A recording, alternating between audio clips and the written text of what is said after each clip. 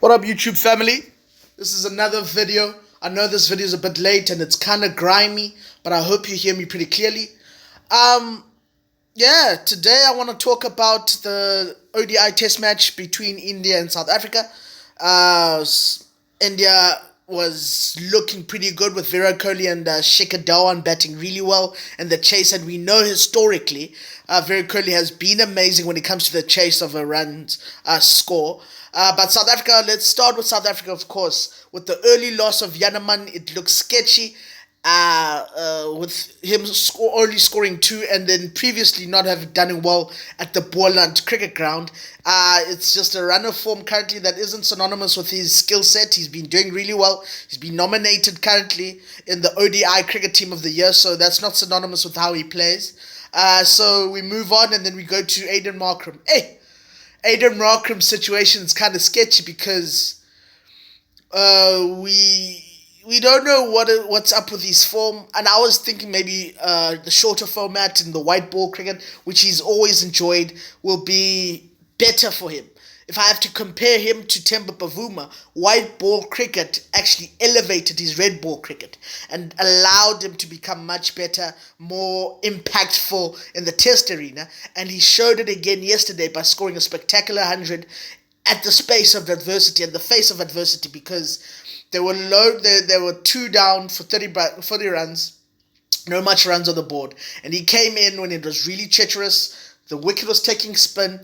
It was kind of spongy, not coming onto the cricket wicket, not coming onto the bat. And he shepherded that time. He bided his time, he batted slowly, and then accelerated throughout his innings. The same can be said by Rassie van der Dussen, who, in my opinion, is a revelation when it comes to that middle order and is arguably one of the best middle order white ball cricketers right now, and is going to be that type of cricketer that's going to be understood or not understood because of how slow he is in the test arena.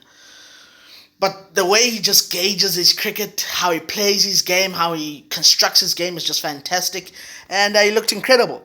That's on the bowling. And then on the bowling side, it's good to see Andy Panhlakwalo back, bowling well. And South Africa did well, won pretty comfortably at the end, but looked pretty sketchy. And we'll have to gauge their ability to bowl in the middle overs. Shamsi and Maharaj Maharaj specifically has been a revelation.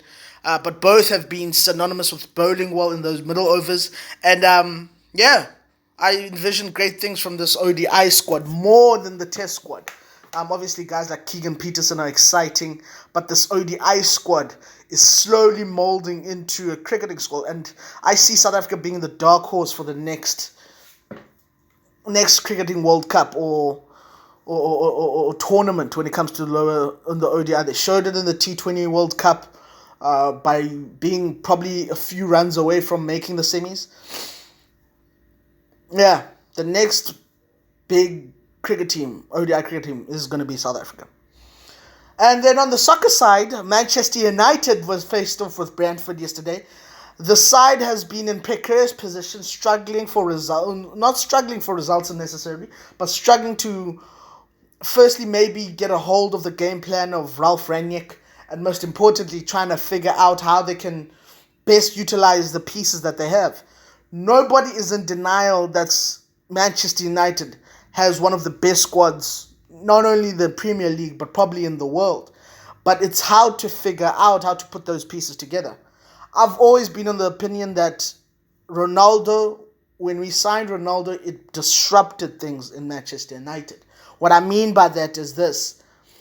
A few years ago, when Thierry Henry was still at Arsenal, and he was on the around about 2007, 2008, the year or so before he decided to move to Barcelona, Arsenal was struggling. And then when he left, for those subsequent 2 years after, Arsenal was starting to find its identity again. And when Cesc Fabregas was asked about it, Cesc was basically saying, well, the pressure of not passing to one person disappeared. Because when you play with Thierry Henry and the level that he's at, you're kind of under pressure to either perform at his level or basically look for him as a point of reference when you're trying to go forward. Now with Ronaldo, I'm not saying that Ronaldo is the problem at Manchester United. In fact, without him, we could be in even worse precarious position.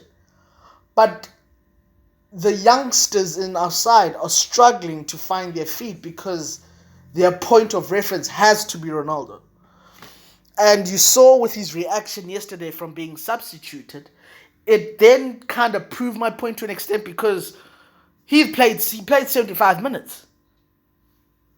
That's a great game. That's a long game. That's a lot of minutes.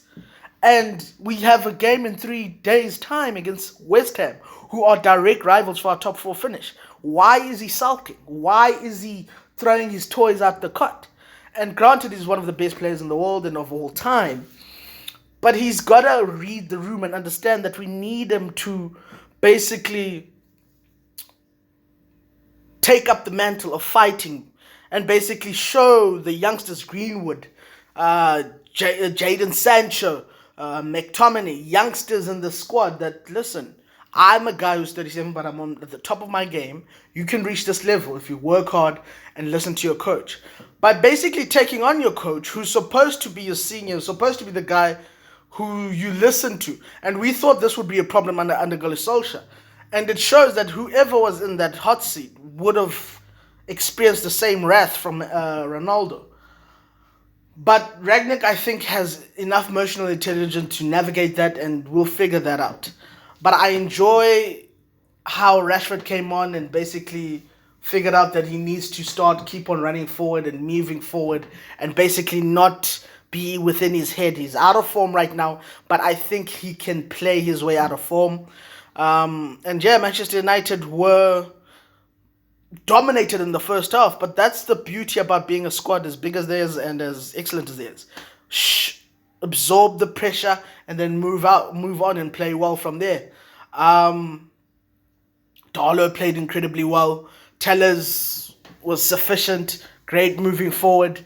McTominay, I think if you take away a lot of responsibility for McTominay's game, if you allow him to just break up play a bit and then pass it forward, you've got a clean, sufficient soccer player. Same with Fred. Fred, I think, his ability to pass in the final third is underestimated because of how he's been touted as. He's been touted as this double fulcrum DM, breaking up play, and then I don't mess up.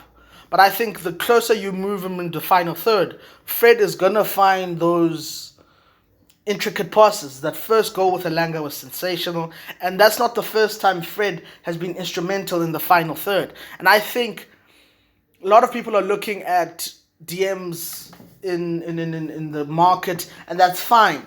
But I think we need to start finding places for Donny van der Beek, and if you want Fred or whoever to move forward and Fernandes to be closer up to the action, I think Donny van der Beek should be given his fair chance to play a number 6 or to play a number 8 and be given the chance to, instead of basically assuming that he can't play the role, give him the chance. And so, yeah, 3-1, the result was in the bag, but yeah, long way to go, and West Ham is next, our direct rivals, and hopefully we do our best. Anyway, guys, see you later. Don't forget to subscribe and like this and click on the notifications. See you guys. Woo!